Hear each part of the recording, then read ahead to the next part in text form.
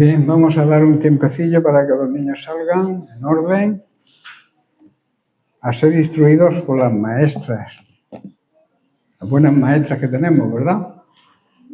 Gracias al Señor.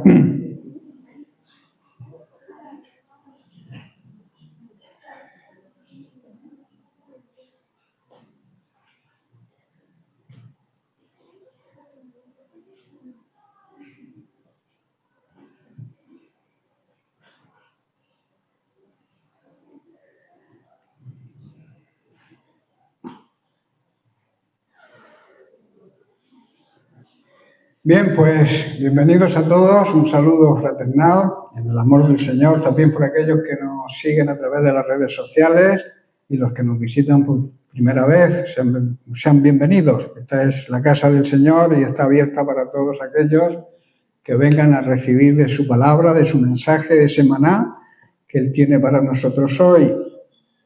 Vamos a seguir tratando el tema que comenzamos la semana pasada, que habla de compromiso hasta el final. Voy a hacer un pequeño resumen muy corto de lo que empezamos la semana pasada. Decir que vivimos en tiempos donde el compromiso es débil, quizás sea superficial y muchas veces condicionado a nuestros intereses personales. Servimos quizá para recibir algo a cambio. La cultura, la sociedad actual exalta la comodidad, el placer y el bienestar, pero el Evangelio exige algo más, exige entrega y compromiso, pero no compromiso hasta la mitad, sino hasta el final, hasta llegar a la meta, a concluir nuestra meta. Jesús en Lucas capítulo 9, verso 62 nos dice: ninguno que poniendo la mano en el arado mira hacia atrás es apto, es aprobado para el reino de Dios. Esto quiere decir que si aquel que decide seguir a Cristo pone la mano en el arado y mira hacia atrás, Dios no aprueba, no le aprueba, sale suspenso, ¿verdad? El llamado al compromiso no es una opción, no es algo que podemos o no podemos decidir. Porque primero es una decisión que tomamos de seguir a Cristo. Y en segundo lugar es una obligación, es una gran responsabilidad. El compromiso exige decisión. No se puede servir a Cristo a medias. Lo tibio, Dios no lo acepta. La Biblia dice que lo vomita de su boca. O eres frío o eres caliente, pero nunca tibio. Un pie en la iglesia y otro pie en el mundo. Dios no acepta eso. El compromiso implica ciertas actitudes y ciertas cosas importantes. Por ejemplo, el verdadero compromiso te exige una renuncia. Exige un dejar cosas que a veces estamos muy agarrados y nos cuesta soltar, pero tenemos que renunciar a muchas cosas y adquirir el compromiso con Dios. Porque existe un grave peligro. Y la Biblia lo expresa muy bien, el peligro de mirar atrás. Hay distintas causas por las cuales miramos atrás. La semana pasada estudiamos que mirar atrás es dudar del llamado de Dios. Israel, en el desierto, constantemente miraba atrás a Egipto, a esas ollas de carne, a los pepinos, a las cebollas, a los porros, ajos. No me malentendáis, puerros. Aquí los llamamos porros también, pero bueno, son puerros en realidad. Pero sobre todo no miraban, que eran esclavos. Se acordaban de lo que comían, pero no se acordaban de los latigazos que recibían y de la opresión que tenían en Egipto. Tuvo que nacer una nueva generación y tuvo que nacer en el desierto mismo, para poder olvidar a Egipto y así poder entrar en la tierra prometida. Ninguno de los que salió de Egipto pudo entrar en la tierra prometida.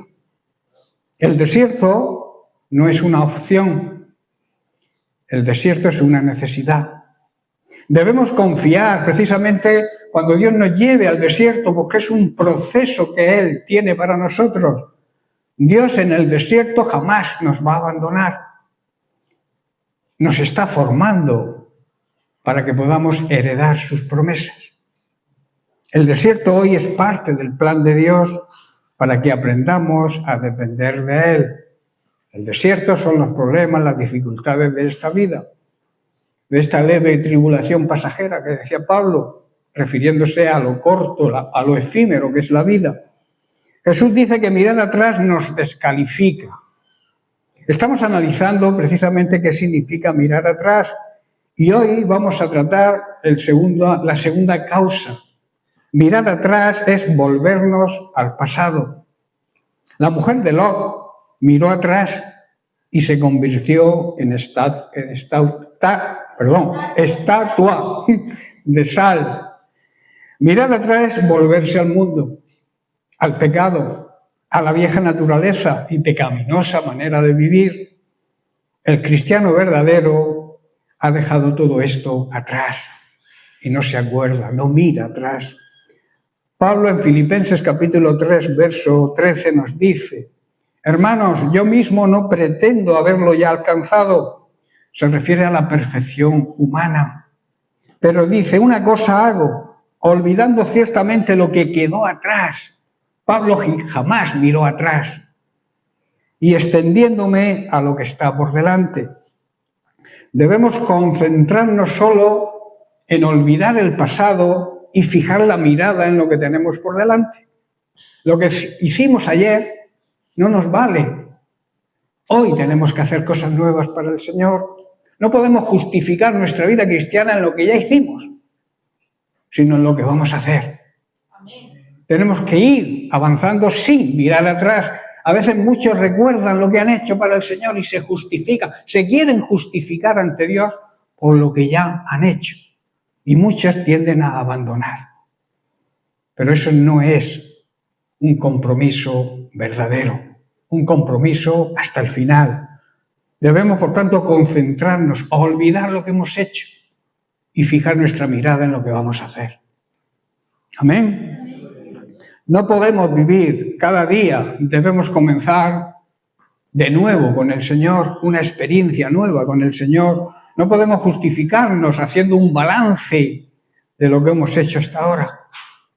Debemos tener nuestra mirada puesta en la meta final. El apóstol Pablo, un siervo que era fiel a Jesucristo, nos demuestra un corazón lleno de humildad.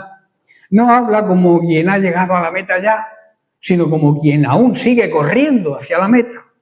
No muestra una postura de superioridad espiritual, sino como uno que tiene los ojos puestos en Cristo y no en el entorno. Que a veces nos fijamos más en lo que nos rodea, en las circunstancias, en los problemas, que en mirar a Jesús. Sigue avanzando Pablo hacia la meta. Esto es un gran ejemplo y una tremenda enseñanza para nosotros hoy. Ambas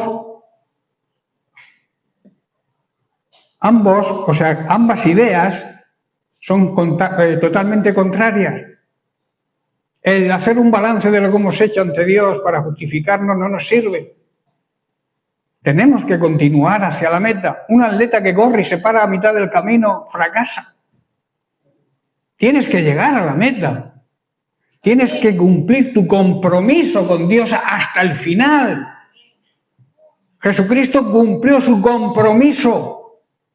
Y su entorno fue totalmente difícil, peor, muchísimo peor que el que puedas tener tú hoy. Y terminó crucificado en una cruz.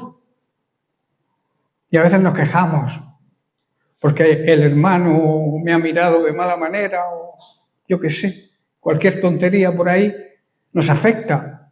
Y dejamos de ir a la iglesia porque fulanico no me ha saludado. O porque el pastor pues, igual no se ha dado cuenta y no te ha dicho hola, bienvenido. A veces no, nos fijamos en esas pequeñas cosas y no nos fijamos en Cristo, que es donde tenemos que tener puesta nuestra mirada, en Cristo.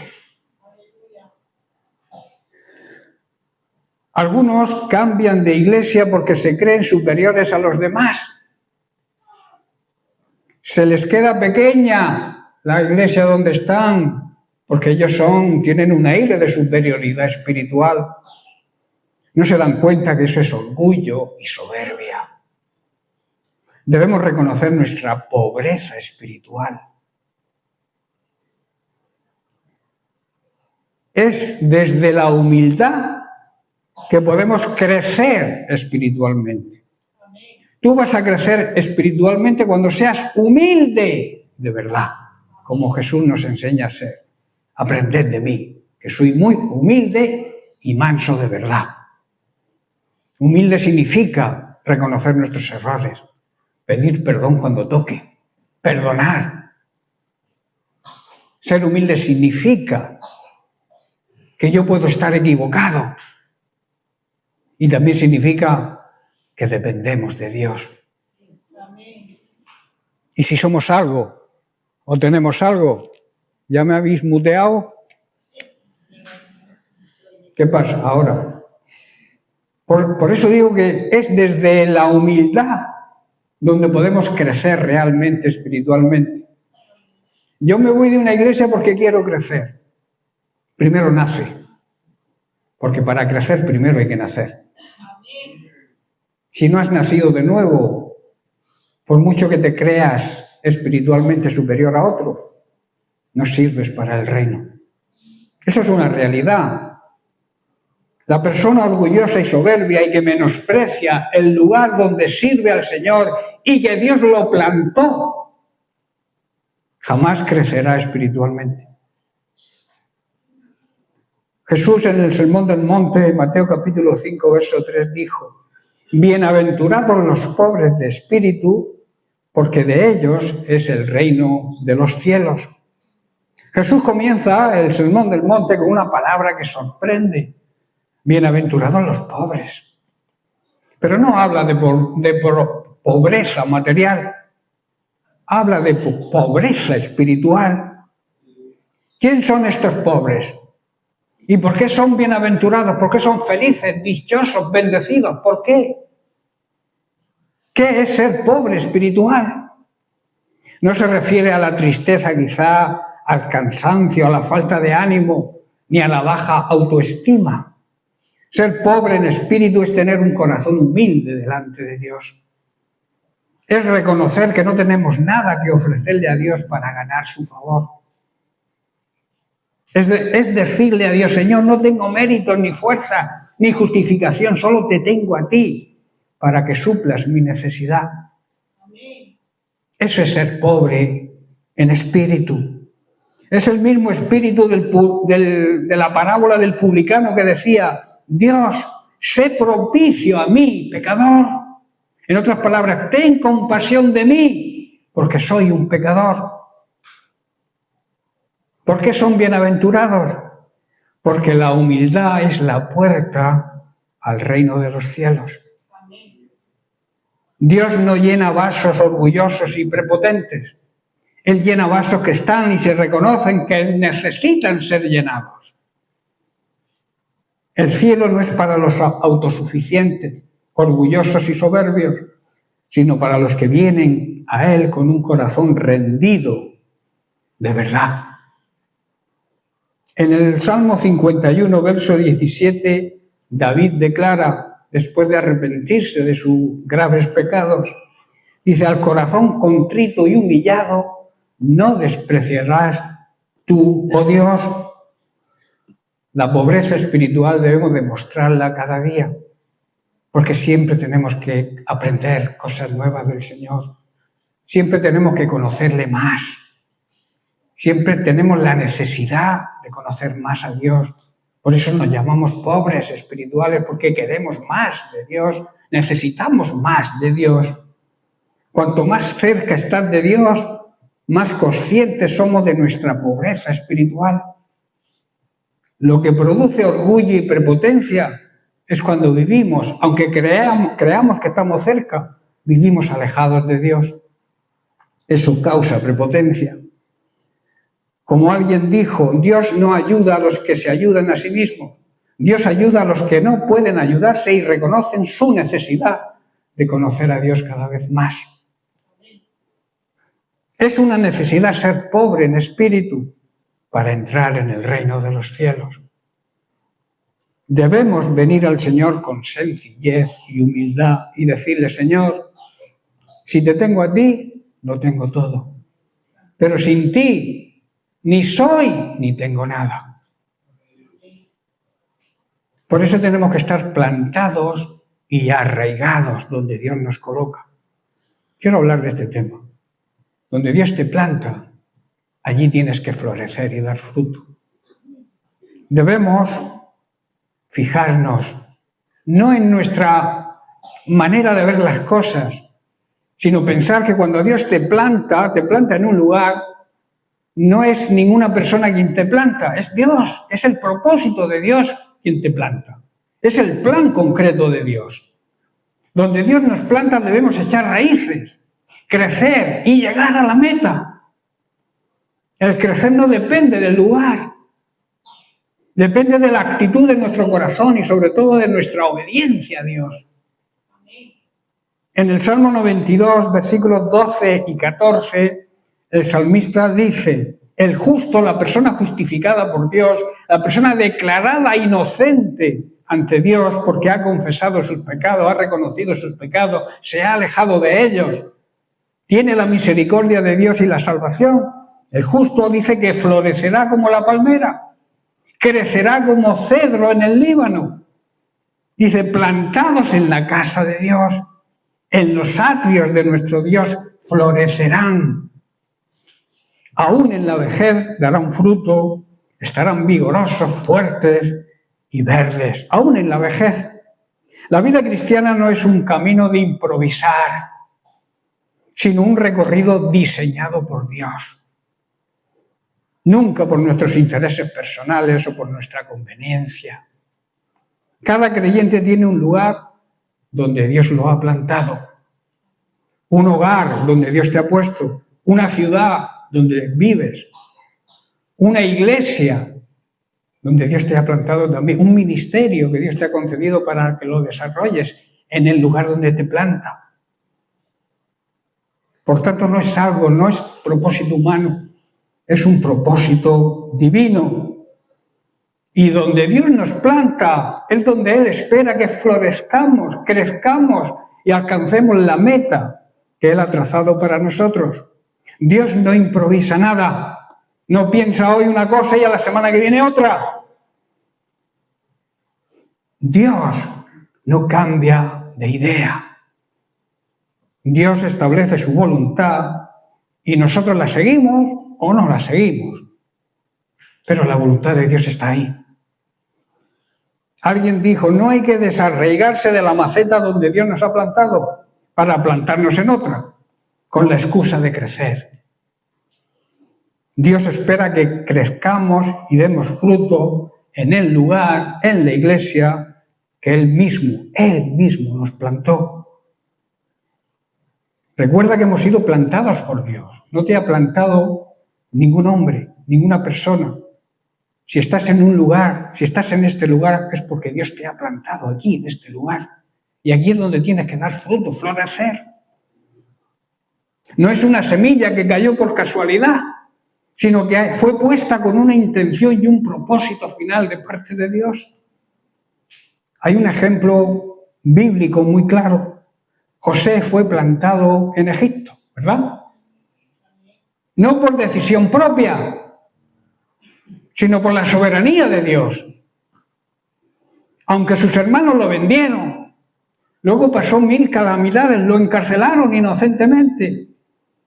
Seguro que todo esto a él no le hacía ninguna gracia, ¿verdad? No le gustó. Pero Dios lo había plantado allí con un propósito: salvar muchas vidas de una muerte segura. En Génesis 50:20, una vez que se declaró a sus hermanos y sus hermanos le reconocieron, les dijo lo siguiente: vosotros pensasteis mal contra mí, mas Dios lo encaminó a bien para hacer lo que vemos hoy y para mantener en vida a mucho pueblo. Sus hermanos se propusieron hacerle daño, venderlo por envidia, pero Dios lo había dispuesto todo para bien. Él puso a José como gobernador de Egipto para que pudiera salvar la vida de muchas personas de una hambruna total que iba a venir. Y él se mantuvo fiel a pesar de las circunstancias, a pesar del entorno donde él estaba, se mantuvo fiel al compromiso con Dios hasta el final. Quizá no entiendas por qué estás en ese trabajo que estás, en esa familia donde Dios te ha puesto. Quizá no entiendas o no te sientas cómodo en el lugar que Dios te ha plantado. Pero si estás en Cristo, si realmente eres de Cristo y le perteneces, puedes confiar que no estás allí por error. Dios te ha plantado y debes crecer y florecer ahí. El Señor te plantó en ese lugar no para que te quejes o abandones, sino para que des fruto. Se da fruto y se florece donde hay raíces firmes y profundas. Una planta solo puede florecer si sus raíces se afirman en la tierra, ahí bien profundas. Muchos creyentes quieren el fruto, pero sin compromiso. Quieren fruto o quieren crecer sin permanecer y sin pagar el precio, buscando el bienestar propio y la comodidad. Jesús dijo: yo soy la vid, vosotros los pámpanos, y separados de mí no podéis hacer nada. Un árbol trasplantado constantemente jamás crece bien. Si tú una planta la vas cambiando de maceta cada semana, al final se muere. Una planta tiene que permanecer donde se planta y echar raíces profundas para luego poder dar fruto.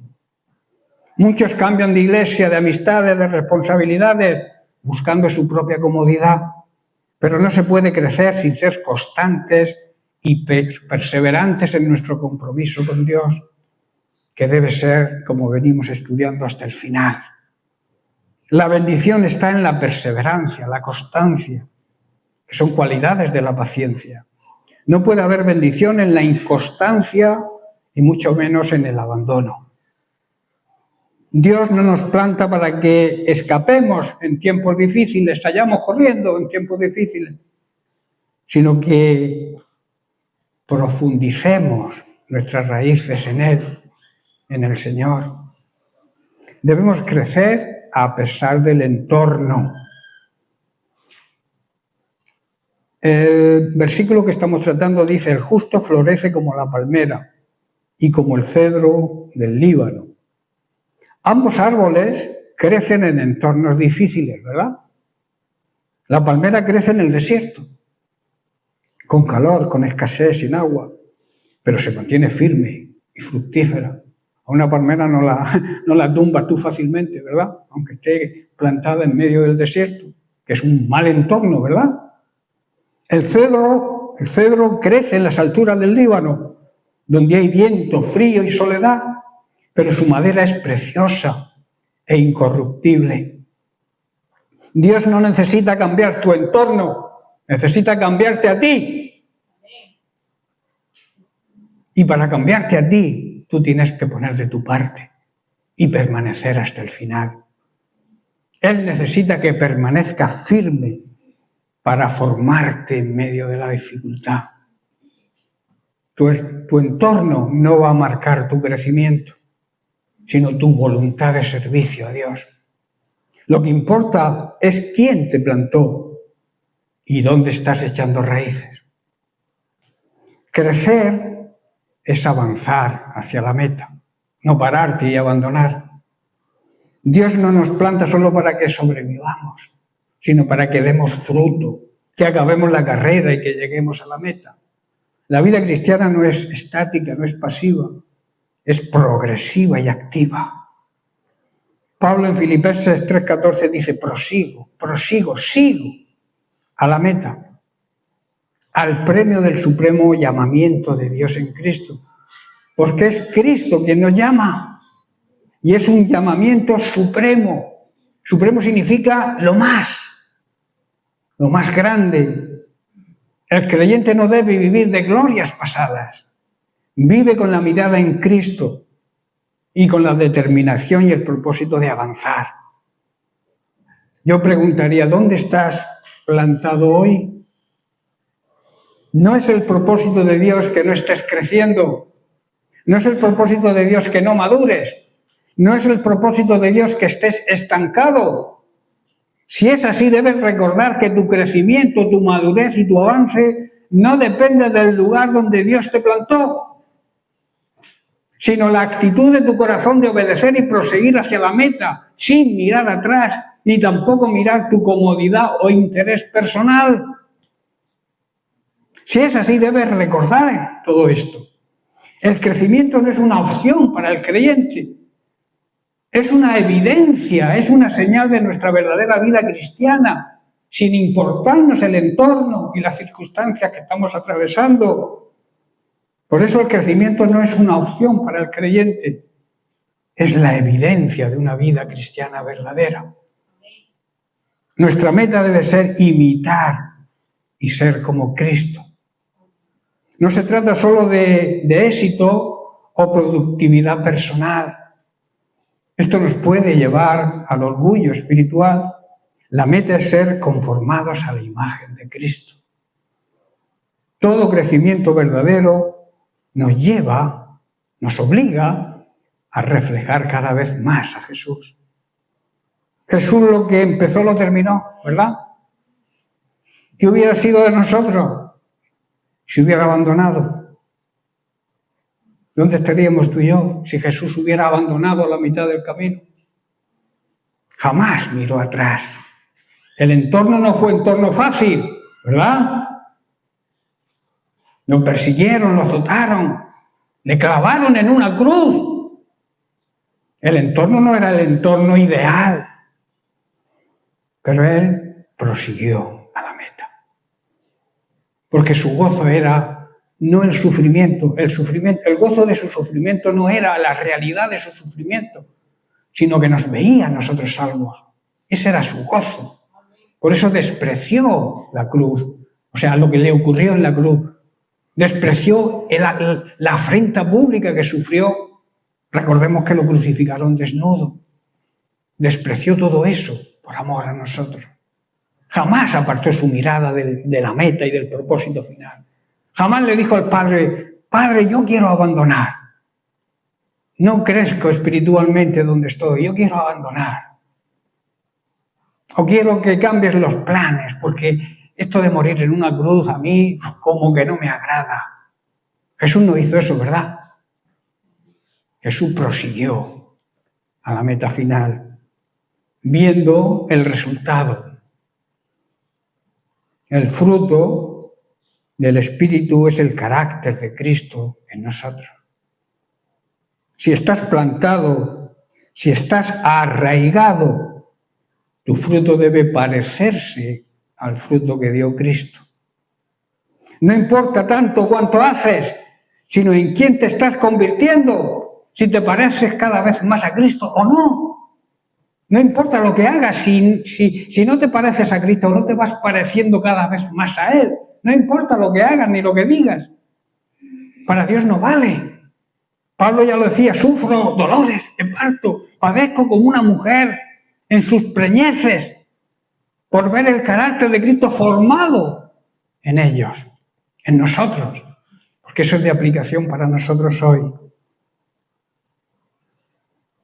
Dios te ha plantado con un propósito en el lugar que estás, no para que sobrevivas en el anonimato, tampoco para que te creas superior a otros, sino para que florezcas con fruto y que ese fruto permanezca hasta el final. No busquemos otra tierra, no busquemos otro lugar, profundicemos donde estamos. No debemos esperar condiciones ideales, debemos confiar en el Dios que nos plantó. No corramos detrás de lo espectacular, crezcamos en lo fundamental y esencial, que es sencillez y humildad de corazón.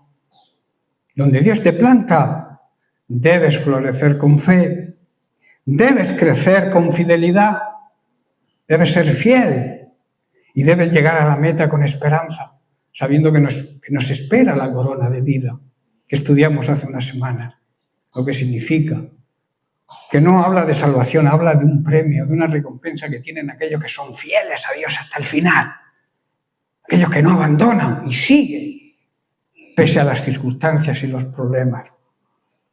Volvamos a Filipenses 3:13, vamos a retomar por aquí el tema. Hermanos, dice, yo mismo no pretendo haberlo ya alcanzado, pero una cosa hago, hay que hacer algo, olvidando ciertamente lo que queda atrás y extendiéndome a lo que está por delante.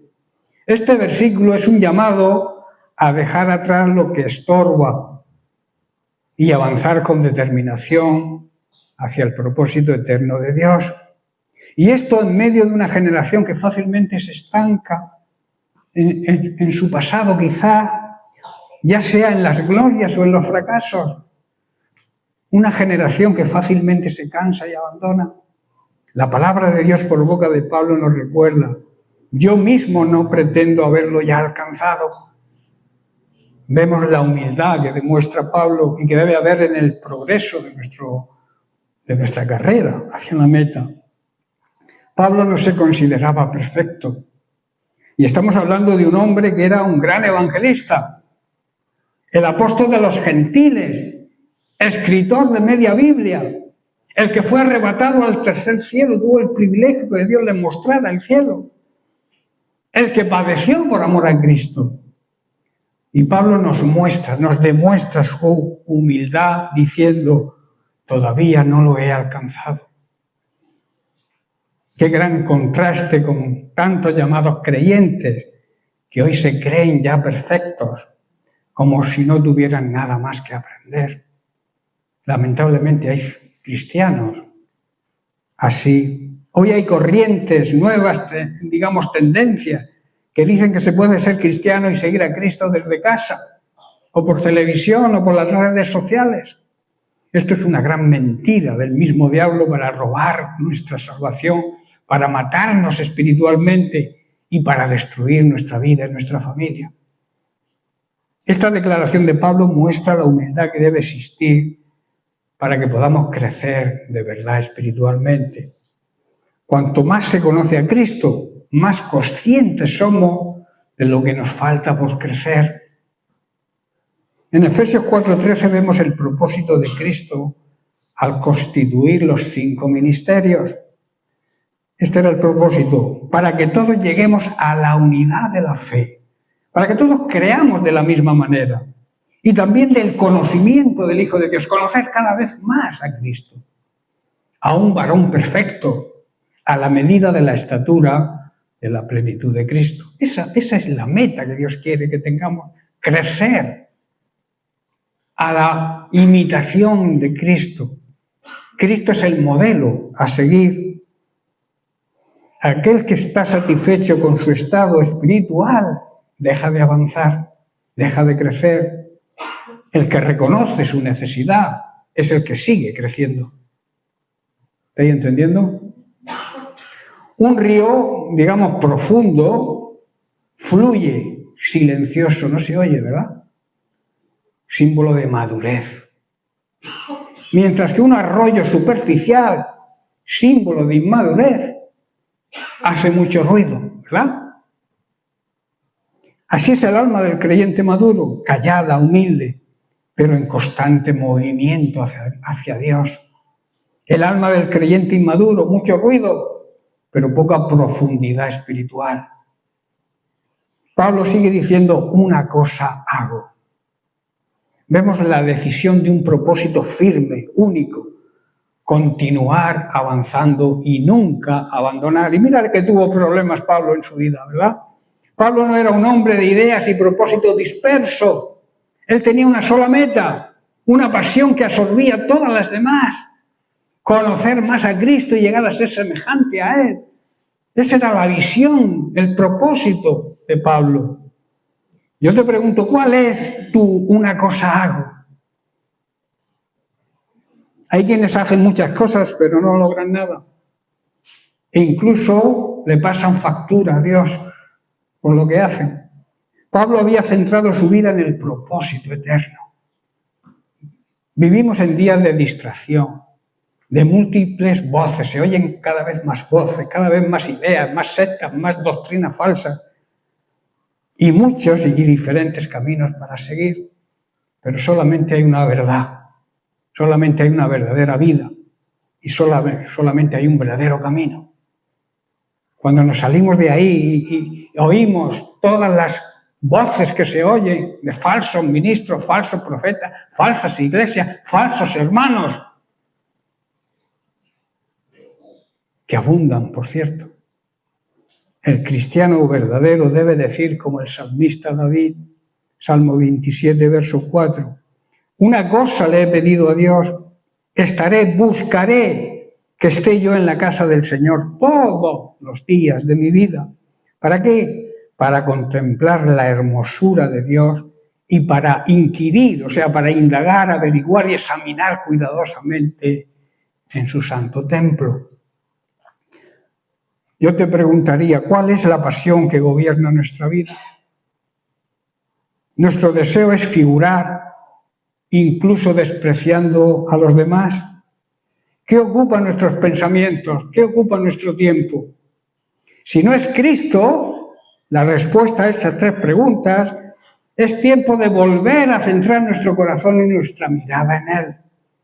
Porque Pablo sigue diciendo, olvidando ciertamente lo que queda atrás.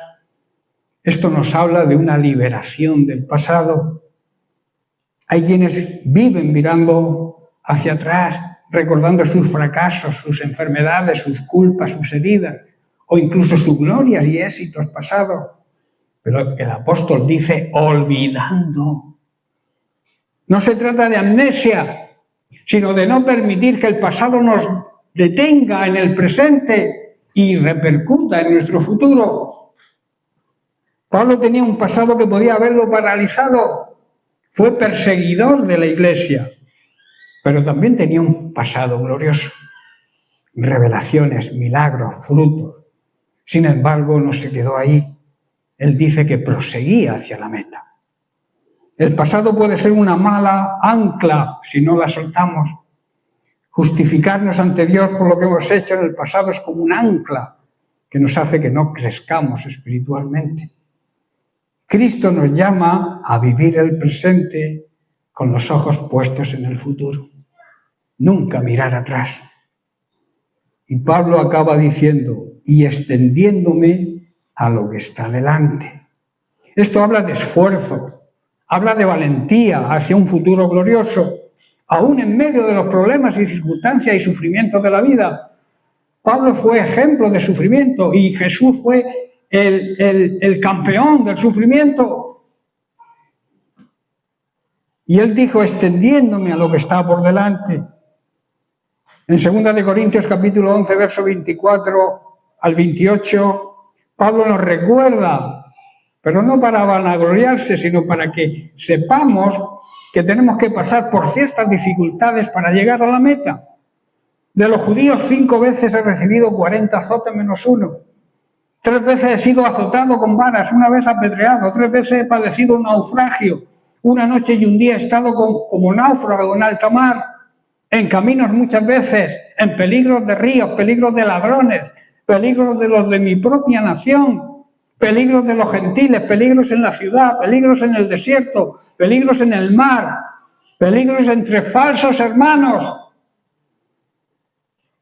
en trabajo, en fatiga, en muchos desvelos, en hambre y sed, en muchos ayunos.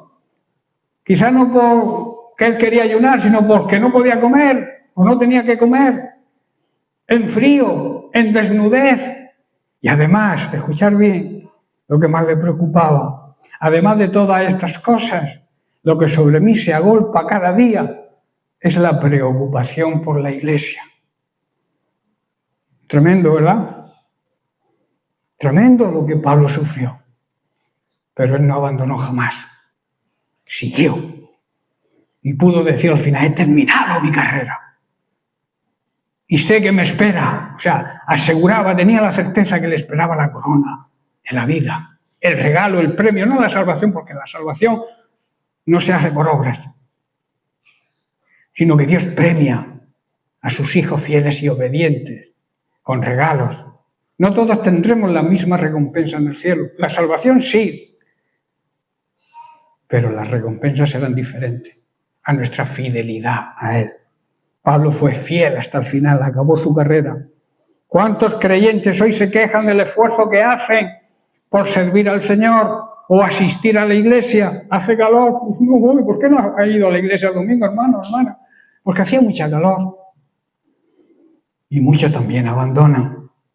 Existen muchos ejemplos de cristianos en diversas partes del mundo que caminan largas horas, a menudo bajo condiciones muy difíciles, para congregarse y adorar a Dios en sus iglesias. Estos testimonios muestran un profundo amor por el Señor y una fe de compromiso, una fe comprometida. Voy a poner algunos ejemplos que miré en Internet, que a veces hay que buscar cosas en Internet para aprender. Y hay unos ejemplos reales y que se pueden constatar. En el África rural, Uganda, Etiopía, Kenia, Malawi, en muchas comunidades de África los creyentes caminan entre 2 a 8 horas para llegar a la iglesia cada domingo. 2 a 8 horas caminando. A menudo lo hacen descalzos o calzados muy básicos, bajo un sol ardiente o incluso bajo la lluvia. En algunas aldeas los creyentes se levantan a las 4 de la mañana para caminar 15 o 20 kilómetros hasta la iglesia. A menudo llevan a sus hijos pequeños en brazos o colgados en la espalda. En las montañas de América Latina, que aquí hay muchos que las conocéis, Perú, Bolivia, México, muchos hermanos caminan por senderos estrechos, empinados y a veces muy peligrosos para reunirse con otros creyentes. El deseo de convivir con la familia de Dios. En los Andes peruanos hay creyentes que caminan más de 4 horas cuesta arriba para llegar a una iglesia en un pequeño pueblo. Algunos incluso cruzan ríos o llevan linternas porque regresan de noche. Tremendos ejemplos, ¿verdad? Y nosotros nos quejamos. Estamos a 5 minutos de la iglesia. O a 40, da igual. En las zonas rurales de Asia, en Indonesia, los creyentes cruzan junglas y ríos con sus peligros durante varias horas para poder asistir a la escuela dominical y a la reunión de oración. Y aquí nos cuesta venir a la oración. China, rural, iglesias escondidas en cuevas o en las casas, porque allí la iglesia es perseguida. Los cristianos no solo caminan por horas, sino que lo hacen de madrugada o de noche para no ser vistos, porque los matan. Hay creyentes que viajan hasta 10 horas a pie o en bicicleta para reunirse en secreto con otros cristianos. Hermano, esto debería llamar nuestra atención, ¿verdad? Nos enseña que el hambre espiritual supera las comodidades que el cuerpo desea. Muchos caminan no por obligación, sino por amor a Cristo. Hay que caminar por amor a Cristo, no porque nadie te obligue. Y el deseo de comunión con otros creyentes. Yo preguntaría, ya estoy terminando, ¿hacemos las cosas por obligación o por amor a Dios y a su obra? Deberíamos reflexionar. Muchos de nosotros tenemos acceso fácil a iglesias, en ciudades que hay transporte público, incluso con nuestros buenos vehículos. Estos testimonios nos confrontan y nos hace ver el verdadero amor hacia la obra de Cristo y el deseo de convivir con nuestros hermanos en la fe. ¿Valoramos realmente las oportunidades que tenemos en esta zona del mundo de congregarnos? ¿Estamos agradecidos por las comodidades que tenemos para hacerlo? ¿Nos cansamos quizá por pequeñas dificultades e incluso llegamos a abandonar? ¿Abandonamos sin pensar el daño que le hacemos a la Iglesia y al Evangelio? Os recuerdo que el escritor de Hebreos, en el capítulo 2, verso 25, dice: no dejando de congregarnos, como algunos tienen por costumbre, sino exhortándonos, y tanto más cuando veis que aquel día se acerca. Acción, hermanos, tensión, determinación y compromiso. Pablo no se sienta a esperar que algo suceda. Él dice que se estira, se esfuerza, se lanza hacia adelante. Jamás miró atrás, sino que prosiguió siempre hacia la meta. Hay una meta que alcanzar, hermanos. Hay una carrera con obstáculos que debemos correr. No es tiempo de reposo, no es tiempo de comodidad, es tiempo de avanzar. Cristo nos llama a crecer, a madurar, a buscar más de su presencia, a cumplir y a obedecer su voluntad, no para salvación, que sabemos que es por gracia, sino como respuesta a esa salvación. Nuestro compromiso debe ser hasta el final. No vivamos de recuerdos, a no ser que esos recuerdos nos enseñen algo, como las buenas vivencias que hemos tenido con el Señor. No vivamos de excusas y de quejas, vivamos con expectativas y con gozo por servir al que dio la vida por nosotros. Cristo tiene más para nosotros. La oración de hoy no puede ser la de ayer, ni sustituye a la de mañana. La obediencia de ayer tampoco basta para hoy. Dios quiere que avancemos y lleguemos a la meta sin mirar al pasado. No le hagamos a Dios un inventario de lo que hemos hecho en el pasado por Él. Es lo que hizo el fariseo en Lucas capítulo 18, versos 11 y 12. Lo contrario al publicano. Dice, el fariseo puesto en pie, oraba consigo mismo. No le oraba ni a Dios, sino oraba consigo mismo. De esta manera, Dios, te doy gracias porque no soy como los otros hombres. Oh, ladrones, injustos, adúlteros, ni aun como este publicano. Este pecador. Ayuno 2 veces a la semana, doy diezmo de todo lo que gano. Estaba pasando un inventario a Dios de lo que hacía. ¿Pero tú crees que Dios se olvida? ¿Tú crees que Dios se olvida de lo que trabajamos y hacemos para Él? ¿Hace falta hacerle un inventario? 1 Corintios 15, 58, Pablo dice, así que hermanos míos, estad firmes y constantes, sin arrojar jamás la toalla, creciendo en la obra del Señor ahí, siempre. Y quiere decir en épocas difíciles y en épocas fáciles, siempre tenemos que crecer en el Señor, sabiendo que vuestro trabajo en el Señor no es en vano. El trabajo que hagamos para el Señor no es inútil. Dios lo va a tener en cuenta. Nada de lo que hagamos para el Señor va a caer en saco roto. Nuestro esfuerzo y nuestro trabajo, nada de lo que hagamos va a no valorarlo Dios. Dios valora hasta lo más mínimo que hagamos en su obra. Pablo nos enseña que la vida cristiana no es reposo, no es comodidad, sino un camino lleno de obstáculos que tenemos que ir superando.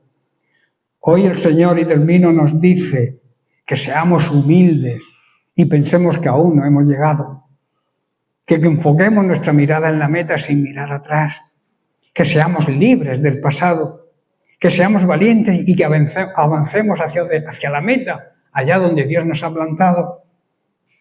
Esa meta gloriosa, esa esperanza bendita, es Cristo mismo. No nos conformemos con menos, hermanos. ¿Amén? Bien, pues lo dejamos aquí y seguiremos la semana que viene con otra causa de mirar atrás. Que Dios le bendiga. Amén.